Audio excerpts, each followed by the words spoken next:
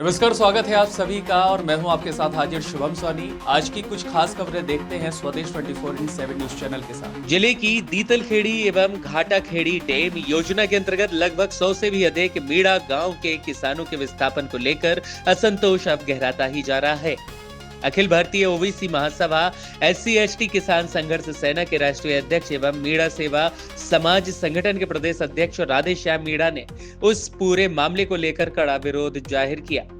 राधेश्याम मीणा ने कहा कि डैम परियोजना के नाम पर किसानों को जबरन विस्थापित किया जा रहा है।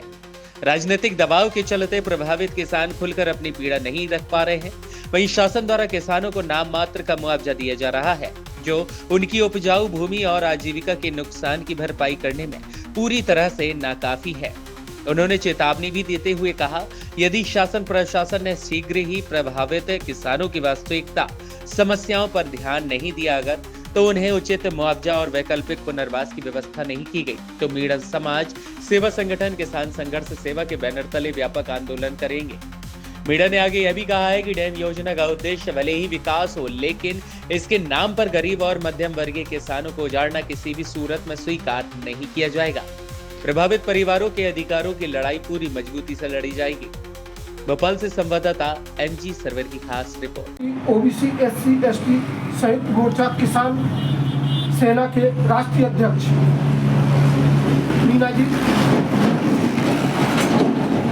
जो गुना में, चूंकि आप ओबीसी और SC/ST संयुक्त मोर्चा किसान सेना के राष्ट्रीय अध्यक्ष भी हैं, तो जो गुना में दीतलवाड़ा और घाटाखेड़ी परियोजना के लेकर जो मजबूरी आ रही है मीणा समाज की, करीब वहाँ 100 गाँव है, क्या कहेंगे?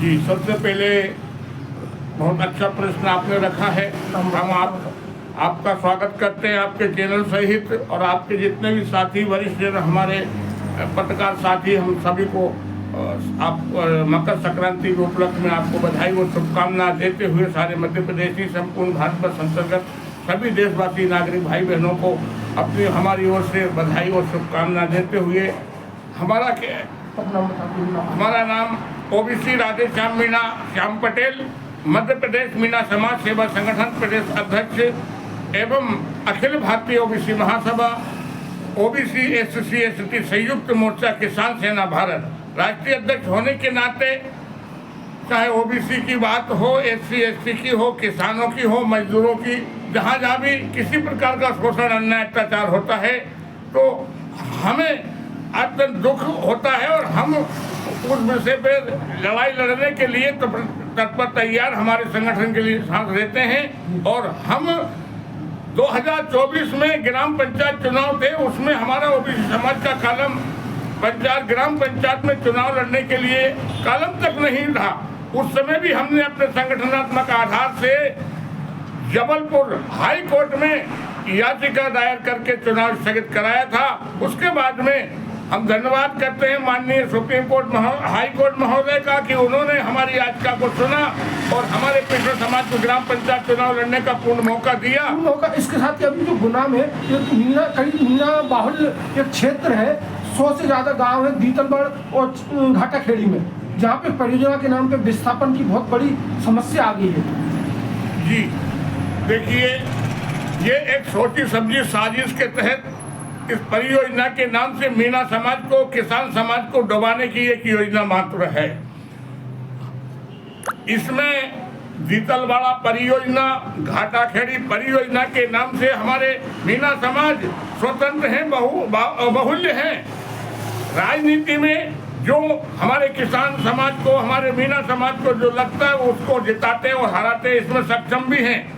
इस कारण से ज्वलनशील भाव हमारे समाज से रखा जाता है, मीणा समाज से, और ऐसी एक परियोजना लाकर हमारे मध्य प्रदेश के मुख्यमंत्री आदरणीय भाई मोहन यादव जी ने ऐसी परियोजना का भूमि पूजन किया। यहाँ हमारे लगभग 80-90 से लेकर 100-125 गाँव उस योजना में डुबाने की एक योजना है। हम इसका विरोध करते हैं और हमने अपने संगठन मध्य प्रदेश मीणा समाज सेवा संगठन के कुछ साथियों को एवं अखिल भारतीय ओबीसी महासभा के हमारे कुछ वरिष्ठ जनों को पहुंचाकर दीतलवाड़ा और घाटाखेड़ी परियोजना क्षेत्र के अंतर्गत हमने यह पहुंचाया तो आना तो चाहते हैं लोग और हमसे मिलना भी चाहते हैं और हमसे न्याय की मांग भी रखना चाहते हैं, लेकिन उन पर इतना दबाव, राजनीतिक दबाव उनके ऊपर बना हुआ है कि वो हमसे मिलने तक को तैयार नहीं है। तो हमारा ये कहना है कि वहाँ पर छोटे छोटे स्टेप डैम बनाकर भी जल की व्यवस्था की जा सकती है और वहाँ पर पानी की कोई कमी नहीं है। 100 फीट के बोर में पर्याप्त जल 5 की मोटर का 5 हाथ ओवर का पानी निकलता है, वहाँ सिंचित भूमियाँ हैं। छोटे छोटे स्टेप डैम बनाकर भी वहाँ पर्याप्त व्यवस्था हो सकती है और किसानों की जमीनें भी डूबने से बच सकती है। अब उसके अलावा अगर ये डूबने के केवल पे जो मुआवजा उन्होंने बताया, सरकार ने बोला है, वो तो कुछ नहीं है। जी बिल्कुल सही पूछा आपने।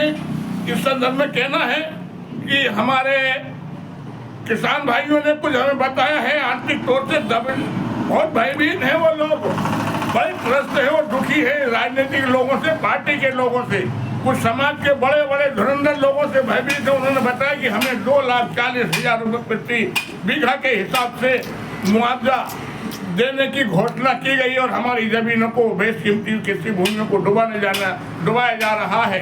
तो हमारा यही कथन है कि यदि सरकार चाहे कि हमें डैम बनाना ही है और कहते हैं कि ऊपर से आई है योजना, ऊपर से कहाँ से आई है, कहाँ स्वर्ग से आई है कि नरक से आई है, हम नहीं जानते। ये हमारा देश लोकतांत्रिक देश है, हमारा देश लोकतंत्र से चलता है। यहाँ जो जनता कहेगी वह होगा। हमारे देश में लोकतंत्र से और संविधान से हमारा देश चलता है। ये ऊपर की और नीचे की बात हमसे न की जाए। हम यादव जी से भी निवेदन करते बताना चाहते हैं कि मोहन यादव जी मुख्यमंत्री महोदय, आपने भूमि पूजन किया है, हमारा आपसे किसी प्रकार का कोई भेदभाव नहीं है। हमारे स्वर्गीय पूर्व मुख्यमंत्री बाबूलाल जी गौर साहब भी यादव थे। हमने 8 बार निरंतर उन्हें विधानसभा, हमारे विधानसभा हुजूर और गोविंदपुरा से जिताने में पूर्ण सहयोग किया है मीणा समाज ने। आप भी यादव हैं और गौर जी भी मुख्यमंत्री बने और आप भी मुख्यमंत्री, हम स्वागत करते हैं। लेकिन हमारे मीणा समाज का और किसान समाज का आपको ध्यान कर भूमि दी जाए। जी हाँ, किसान भाइयों की जो कृषि भूमि छीनी जा रही है, झपटी जा रही है, उनको ऊपर एक दबाव बना दिया गया, वो सामने आने पर तैयार नहीं है। इतना लोगों को ट्रस्ट कर दिया गया है। हमारे किसान भाई बहुत बड़े धनाढ्य लोग नहीं है, कुछ छोटे छोटे किसान बहुत है, वो बात बीना की नहीं है। वहाँ तो SC और OBC सभी हैं।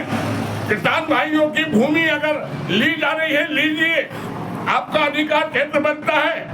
हम भी संविधान का सम्मान करते हैं, स्वागत करते हैं, आपका सम्मान करेंगे, किंतु मुआवजा राशि उनको इतनी दिलवा दी जाए कि वो आज जबलपुर में, इंदौर में, उज्जैन में, दिल्ली में या मध्य प्रदेश की राजधानी भोपाल में जितनी बेशकीमती जमीन उनकी जा रही उतनी वो खरीद सकें। बाकी उनको 2,40,000 यहाँ मध्य प्रदेश की राजधानी में एक झुग्गी भी नहीं मिलेगी तो हमारा समाज कंगाल बन जाएगा। कटोरा लेकर भीख मांगने के योग भी हमारा समाज नहीं बचेगा। क्या आपकी रणनीति क्या रहेगी आगे? यदि हमारा समाज चाहेगा, हमारे किसान भाई चाहेंगे, सभी वर्ग, तो हम अपने हाथों में लेकर वहाँ की पंचायत, यहाँ की वो समिति है, वो साथी हमारे साथ आए, हम उनको न्याय दिलाएंगे और न्याय में मुआवजा राशि इतनी दिलाएंगे कि जितनी जमीन कृषि भूमि वहाँ के किसान भाइयों की डूब क्षेत्र में जा रही, उतनी जमीन हम मध्य प्रदेश के किसी भी जिले में उनको दिला सके। ये सहयोग हम करना चाहते हैं। धन्यवाद।